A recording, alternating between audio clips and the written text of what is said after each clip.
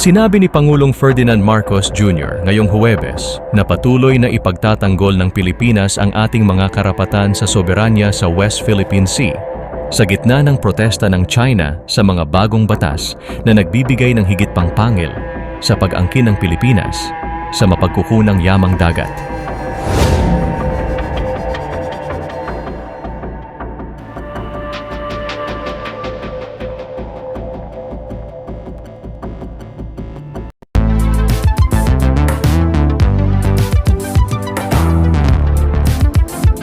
Huwag kalimutang i-like at i-share ang video na ito at mag-subscribe ka na din sa aking channel para updated ka sa mga bagong videos.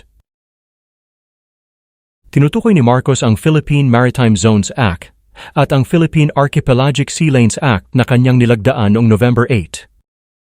Ipinatawag ng Beijing ang ambassador ng Pilipinas sa China na si Jaime Flor Cruz na ayon sa China, ang mga batas ay illegal dahil kinabibilangan raw ito ng karamihan sa Huangyan Island at Nansha Islands ng China at iba pang maritime area sa mga maritime zone ng Pilipinas. It's not unexpected, but we have to define closely. Marami tayong sinasabi that we have to protect our sovereign rights and our sovereignty. So it serves a purpose that we define closely what those boundaries are. Ayon kay Senate Majority Leader Francis Tolentino, na principal author ng Philippine Maritime Zones Act at Philippine Archipelagic Sea Lanes Act. Yung kanila po, natural lang pong pumalag sila. Kasi hindi nila akalain kayang gawin ng Pilipinas yung batas na dalawang yan. Oo. Natural lang pong pumalag sila kasi ang sabi nila ay hindi natin kayang i-implement yung 2016 arbitral ruling. Nakalagay po doon sa Maritime Zones Law. So, ini-implement na po natin. So, normal lang pong pumalag sila. Baka hindi rin nila naintindihan. Mahirap talaga maintindihan niya. So, siguro naghihingi sila ng explanation kung ano yung ibig sabihin. Naghain ng diplomatikong protesta ang Department of Foreign Affairs, DFA, laban sa China matapos i-claim nito ang baseline ng territorial waters ng Scarborough Shoal sa West Philippine Sea.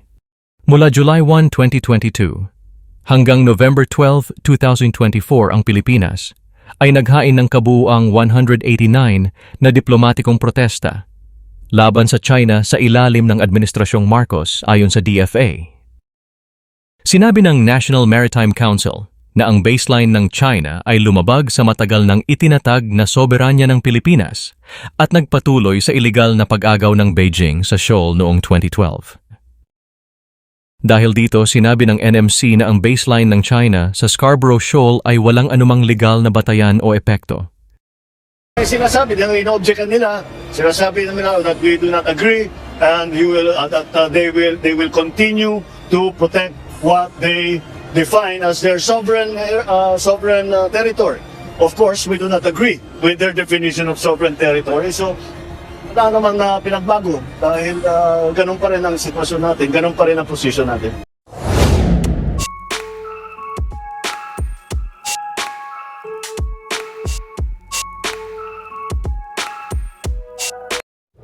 Salamat sa panunood mga kamiks.